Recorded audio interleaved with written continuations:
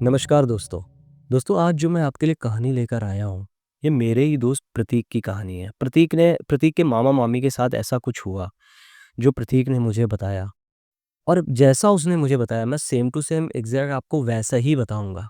उससे अपनी तरफ से कुछ भी मसाला नहीं झोंकूँगा और मैं गारंटी लेता हूँ, बिना कुछ मसाला इसमें लगाए आपको कहानी इतनी ज़्यादा डरावनी है ये, जिसको सुनने के बाद आपको मज़ा हो जाएगी। तो तुरंत कमरे की लाइट्स ऑफ कर दो और इस कहानी को सुनने के लिए बैठ जाओ। दोस्तों प्रतीक के जो मामा है किशन, वो सबसे छोटे हैं भाइयों में। उनसे बड़े 2 भाई हैं और घर में माँ-बाप के साथ वो लोग रहते हैं। दोनों भाइयों की शादी हो गई थी, किशन की शादी नहीं हो रही थी। बड़ी मुश्किल से शीला जी मिली, शीला जी ने साथ में शादी होने के 1 साल बाद घर में बनना आपस में सबकी बंद हो गई थी। मतलब जो किशन के बड़े भाई थे, शीला जी की उनकी वाइफ के साथ बनती नहीं थी। कुछ खटपट चला करती थी उन लोगों की। और ये सब देख-देख कर किशन भी बहुत ज़्यादा परेशान हो रहा था। वो ऐसे ही रात में आते थे, थके-थकाए आते थे, रात भर कपड़ों की दुकान चलती थी उनकी मस्त। रात भर कपड़े बेचते थे, वो बहुत फ़ेमस है लखनऊ में। रात भर मतलब उनके यहाँ 2-2 3-3 बज जाते, वो कपड़े की दुकान ऐसी है जो 2-3 बजे तक खुली रहती थी। किशन जी के पापा फादर जो थे, उनकी ये शॉप थी, उसके बाद बड़े भाई ने उस जगह को सँभाला, फिर बीच वाले ने, फिर किशन जी ने। तो तीनों ने दुकानें भी अलग-अलग कर ली थी। जो पापा वाली जगह थी इनकी, वहाँ पर बड़ा भाई बैठता था। बीच वाला उसी से थोड़ी दूर कर लिया था और सबसे छोटे किशन जी जो थे, वो भी दूसरे एरिया में दुकान कर लिए थे कपड़े की। तो रात-रात भर ये लोग मतलब बहुत ज़्यादा मतलब बहुत कपड़े बिकते हैं इनकी दुकान में बहुत ही ज़्यादा कपड़े बिकते हैं। ये किशन घर आते थे तो शीला जी आए दिन कुछ ना कुछ बताया करती थी कि दीदी ने आज ऐसा बोला, मेरे को ऐसा बोल रही थी ज़बरदस्ती और इनकी तबीयत सही रहती है तो भी ये खाना नहीं बनाती हैं। ये कौन सी बात हुई, क्या मैं चूतिया लगती हूँ? मैं दिन में भी करूँ, रात में भी करूँ। मैंने तो मम्मी से भी बोला, मम्मी कुछ नहीं बोलती हैं। पापा से भी बोलती हूँ, पापा भी बोलते हैं बेटा आपस में हो, क्या करना बोलकर, ये वो मैं नहीं जानती हूँ। ये सब सुन के रोज़-रोज़ किशन बिल्कुल तंग आ गए थे। किशन ने लखनऊ में ही एक पुराना घर था, वो देखा हुआ था। तो किशन को बहुत पसंद था, वही उनकी दुकान के ही पास था। तो किशन क्या करते हैं, वो घर ले लेते हैं। किशन ने वो घर ले लिया, सब मस्त घर लिया, लेकिन बस किशन ने ये नहीं किया कि वहाँ पर जैसे अब कब कोई भी नया घर लो या फैक्ट्री लो, कुछ भी लो, तो हमारे में हिंदुओं में पूजा पाठ होती है। मतलब हवन-अवन होता है, पूजा होती है अच्छे से उस घर में। भगवान जी को पहले स्थापित किया जाता है, फिर मतलब बहुत कुछ होता है। तो किशन जी ने सिर्फ एक नारियल फोड़कर भगवान की मूर्ति के सामने उस घर में प्रवेश किया और नॉर्मल पूजा कर दी और बोला जब नवरात्र आएंगे तो फिर हवन करा के कन्या को खाना खिला देंगे हम। ये चीज़ किशन जी ने अपनी वाइफ से बोली। किशन जी की वाइफ भी बोलने लगी ठीक है आप जैसा समझो। अब ये लोग वो पुराने घर से मतलब अपने पहले वाले घर से वहाँ से निकल के इस नए वाले घर में आए। यहाँ पर इन्होंने सब शिफ्ट करा, सारे बेड वेड लगाए, मस्त किचन सेट किया पूरा और बहुत कुछ चीज़ें हैं, गमले वमले सब छत वत पर रख के मस्त पूरा घर सेट कर लिया। 10 दिन तक ये लोग रहे, मस्त रहे, कोई दिक्कत नहीं हुई आराम से। किशन जी तो बिल्कुल लेट ही आते थे दुकान से, हालांकि दुकान बगल में ही थी पर भीड़ इतनी रहती थी, 12-1-1 बज जाता था, कभी कभी 10 भी बजते थे। किशन जी जो है अपना आराम से घर आ गए। एक रात होता ये है कि जब ये लोग सो रहे होते हैं तभी किचन से बहुत कस के बर्तन गिरने की आवाज़ें आती हैं और ये लोग जैसे ही उठते हैं तो किशन जी जाते हैं किचन की तरफ और किचन का जैसे ही दरवाज़ा खोलते देखते हैं कि स्टैंड जो बर्तन जिस पे डालते हैं वो स्टैंड नीचे पड़ा हुआ है ज़मीन पे और पूरे बर्तन बिखरे हुए हैं। लाइट जलाते हैं तो वहाँ कोई भी नहीं, हो सकता है चूहा हो, ऐसा वो उनकी वाइफ बोलती है शीला जी। सब कुछ वैसे ही उठा के ठीक से ये रख देते हैं, सोने चले जाते हैं। 2 दिन होते नहीं, तीसरे दिन फिर वही कांड होता है। शीला जी बोलती मुझे एक चूहा नहीं दिखता, बिल्ली भी नहीं है, अपने यहाँ तो खिड़की इधर ही नहीं है, खिड़की से सेकंड वाले फ्लोर पर है, तो ये कहाँ से आ रहा है वो दिख भी नहीं रहा। 2-4 दिन लगातार बर्तन ऐसे ही गिरते हैं, रात के 1:30 बजे, 2 बजे, 2:30 बजे फटाफट बर्तन गिर रहे हैं। किशन जी सुबह उठते हैं एक दिन और कील लेके उस बर्तन के स्टैंड को वहीं पर ही ठोक कर ज्वाइंट कर देते हैं, एकदम वहीं जोड़ देते हैं दीवार से कि अब गिर के बता तू। शीला जी मस्त बर्तन वर्तन सेट करती हैं। 3 दिन तो सब बिल्कुल सही रहता है। चौथे दिन फिर से वही आवाज़ आती है और स्टैंड ज़मीन पर है। कीलें उखड़ गई थी उस दीवार की और स्टैंड ज़मीन पर पड़ा था। किशन जी को कुछ समझ में नहीं आया। उनको लगता है कि स्टैंड में ही कुछ गड़बड़ी हुए है, तभी ये कुछ हो रहा है मेरे को, वरना 2-2 3-3 बार ये रात में ही बर्तन पता नहीं क्यों गिरते हैं। और जो इन्होंने घर लिया था यहाँ पर हमेशा एक गैस, जब गैस आप ऑन कर दो तो ऐसी बदबू पूरे घर में आया करती थी, ऐसी स्मेल पूरे में फैली रहती थी।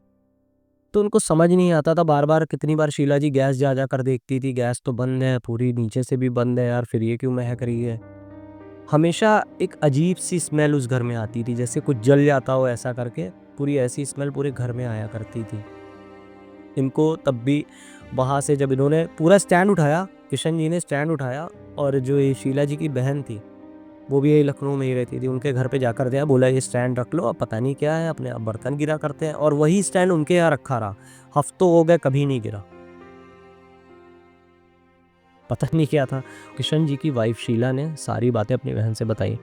उसकी बहन बोलने लगी, अरे कुछ होगा, कहाँ इतना ध्यान देती हो, नया घर है, आराम से रहो फैल कर। एक रोज़ दोस्तों ऐसा होता है कि किशन जी को दुकान से आने में लेट हो जाती है और शीला जी सो रही होती हैं बेड पे। तभी शीला जी को ऐसा लगता है कि सामने कोई मुझे देख रहा है, और जैसे ही वो उठती हैं और जैसे ही वो दरवाजे तक पहुंचती हैं तो देखती हैं कि बाहर जो इनका आंगन था उसमें कोई बूढ़ी औरत बीच में, मतलब बीच में बूढ़ी औरत कोई ऐसे पैर अपने सुकोड़ कर ऐसे करके यूं मुंह लटका कर नीचे बैठी हुई है। दरवाजा तो बंद है बाहर से, फिर ये कौन बैठा हुआ है। शीला जी थोड़ी हिम्मत करती हैं और पूछती हैं, कौन है आप।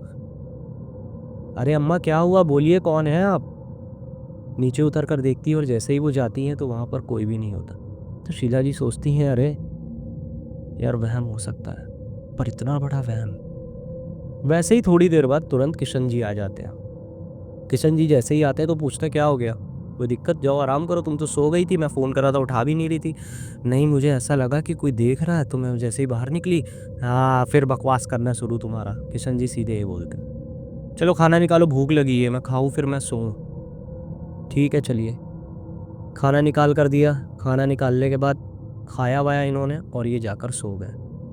तभी उसी रात शीला जी को ऐसा लगता है कि काला साया उनके छाती पर बैठा हुआ और मुंह पूरा ऐसे उनका दबा दिया है, और वो हाथ पैर हिलाने की कोशिश कर रही पर हिल नहीं रहा, पूरा शरीर अकड़ गया है, और वो साया जो था वो उनके सीने पे बैठा हुआ है। शीला जी बहुत कोशिश कर रही बोलने की पर बोल नहीं पा रही। जैसे ही वो आँख खोलती हैं तो देखती हैं कोई बूढ़ी औरत जिसका पूरा फेस अजीबोगरीब सा हो रखा है, वो उनके ऊपर चढ़ी बैठी है और उनका मुंह दबा रही है। इतना करते हैं कस के शीला जी चिल्लाती हैं और तुरंत किशन भी जाग जाता है, क्या हुआ क्या हुआ क्या हुआ, क्या कर रही हो। तो शीला जी पूरी बात किशन को बताती है कि मैंने ऐसा ऐसा ये देखा, मेरे सीने पर बैठी थी। तो किशन बोलने लगे, तुम क्या है यार तुम्हारा, तुमको क्यों नहीं कुछ समझ आ रहा है, तुम्हें पता है ना मैं दिन भर काम करता हूँ। शीला जी बोलती हैं, यार तुम्हारा काम काम काम, तुम्हें अपनी वाइफ की चिंता ही नहीं है, दिन भर तुम्हें काम ही की पड़ी रहती है। मैं जो चीज़ें बता रही हूँ हो रही हैं, बर्तन गिरना सारा सारा दिन और वो स्मेल अजीब सी आना, मुझे तो कुछ गड़बड़ फील हो रही है। किशन जी बोलते हैं, तुम एक काम करो, तुम घर पे अकेले रह रह के हो गई हो पागल, तुम एक काम करो, बैग उठाओ, पैक करो और जाकर अपनी माँ के पास चली जाओ, कम से कम एक आध हफ्ता वहाँ रहो, फिर आराम से एक आध हफ्ते बाद आना। शीला जी भी सोचती हैं कि चलो यार सही है, मस्त, मम्मी के चली जाऊंगी, थोड़ा मन मेरा बहला रहेगा। शीला जी बैग पैक करती हैं और अपनी माँ के यहाँ निकल जाती हैं। अब घर पे अकेले रहते हैं किशन। किशन एक रात जब काम पर से अपने आते हैं तो वो लेटे होते हैं कि तभी किशन को ऐसा लगता है, अब किशन अकेले थे घर में, तो अब वो चाहे डर, क्योंकि एक ऐसी चीज़ होती है कि डर जब मन में बस जाता है तो आपको कहीं से भी डरा देगा वो। तो अब उनको भी यही सब लग रहा था हल्का हल्का। अब उनको ऐसा लग रहा था किशन जी को कि उनको कोई घूर रहा है, मतलब कोई देख रहा है, पर वो इन सब चीज़ों से डरते नहीं थे क्योंकि दिन भर काम करते थे, रात में आके खाना खा के सीधे सो जाते थे। एक रोज जब किशन जी गहरी नींद में सो रहे थे तभी उनको ऐसा फील हुआ कि कोई उनके, मतलब जो उनका दरवाज़ा था, दरवाजे के ठीक सामने खड़ा हुआ है। ठीक से समझ नहीं आ रहा है पर कोई तो खड़ा हुआ है। अब इनके लिए इन्होंने ऐसे ही उठे, आग मसली और ये देखा सामने कोई खड़ा हुआ है। उन्होंने उठ के पहले लाइट जलाई, तब भी कोई खड़ा हुआ था। और जैसे ही वो पास गए तो देखा कोई भी नहीं है वहाँ। रात में इनको अजीब सा हो रहा था कि मतलब एक कभी कभी ऐसा होता है जब नींद नहीं आती है, नींद आने की बहुत कोशिश करते हैं हम लोग पर नींद नहीं आती, इनके साथ भी वही हो रहा था। मतलब एक वाइब पूरे घर की चेंज हो रखी थी। और रात में ही गैस की बम्पर बदबू आने लगी कि कहीं गैस खुली हुई है। अब ये तुरंत किचन की तरफ दौड़े और इन्होंने देखा, सूंघा कि यार सिलेंडर तो बंद है, फिर ये महक कहाँ से आ रही, कुछ समझ नहीं आ रहा था उनको। वो वापस कमरे में आए, लाइट बंद करी और लेट गए। अब बंदा थका था, वही बता तो रहा हूँ कि नींद भी आने की कोशिश कर रही थी पर नींद आ नहीं रही थी उनको सही से। जैसे ही वो लेटे थे कि तभी उनको ऐसा लगा फिर से कोई दरवाजे पे आकर खड़ा हो गया। यार क्या सीन है, नहीं समझ में आ रहा है। डर तो बंदे को लग रहा है, पर अब जैसे ही वो उठा और दरवाजे की तरफ गया और जैसे उसने दरवाजा खोलकर देखा तो एक बूढ़ी औरत उसको नीचे बैठी दिखी अपने आंगन में। अब किशन को ये समझ नहीं आ रहा था कि इतनी रात में ये क्यों, कौन है और कैसे आई, क्या सीन है। किशन जी जो है दरवाजे अपने जीने से नीचे उतरे और नीचे उतरने के बाद उस बूढ़ी औरत के पास गया। और जैसे ही उन्होंने उस बूढ़ी औरत के पास जैसे ही जाके अम्मा कह के ऐसे हाथ रखा, वो बूढ़ी औरत एकदम से गायब हो गई। अब उनको ये चीज़ समझ नहीं आ रही थी कि ये क्या है, और वो बहुत ज़्यादा, किशन भी बहुत ज़्यादा डरने लगे थे। फिर वही बूढ़ी औरत इनको ठीक अपने पीछे की तरफ सांस लेती हुई कान की तरफ उनके ऐसे उनको लगा खड़ी हुई। जैसे ही उन्होंने पीछे पलटा, पीछे से भी वो गायब।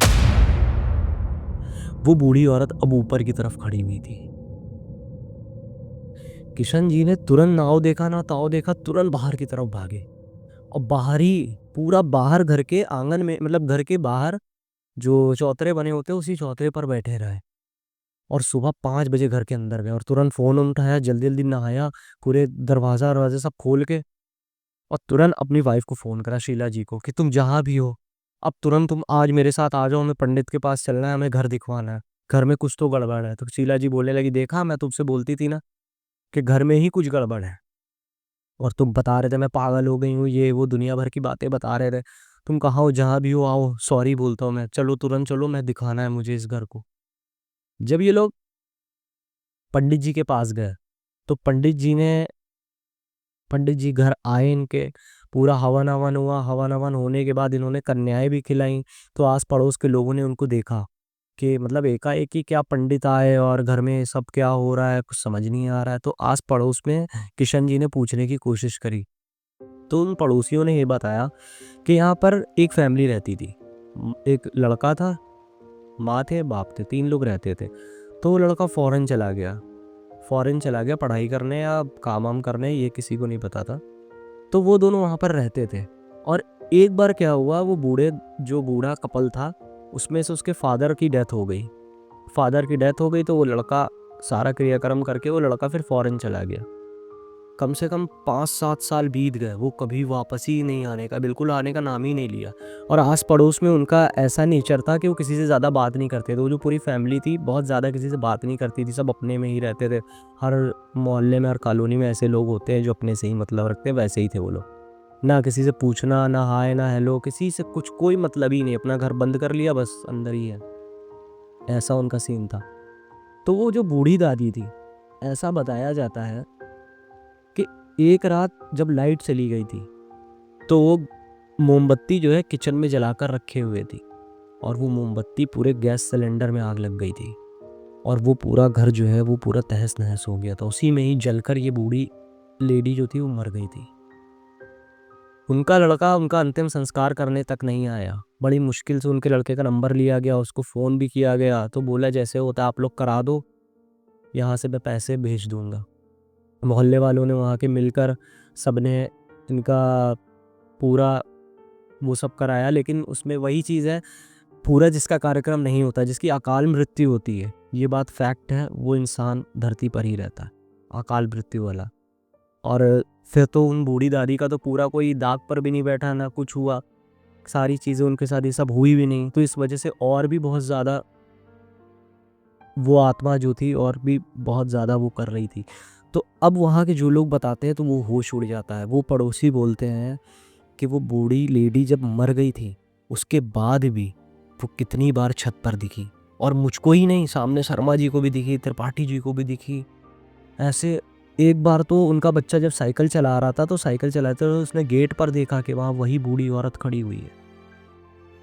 और ये वहम नहीं था। आप पहले आदमी हो जो इस घर को खरीदा है आपने। इसके पहले इनका लड़का आया था, उसने ही ये दीवार सब सही कराई थी। दीवार सही करा के, पूरा घर सही करा के, बस एक दिन रुका वो। उसके बाद उसने ये घर शायद आपको ही बेचा। तो बोलने लगे कि आपने कैसे घर लिया था।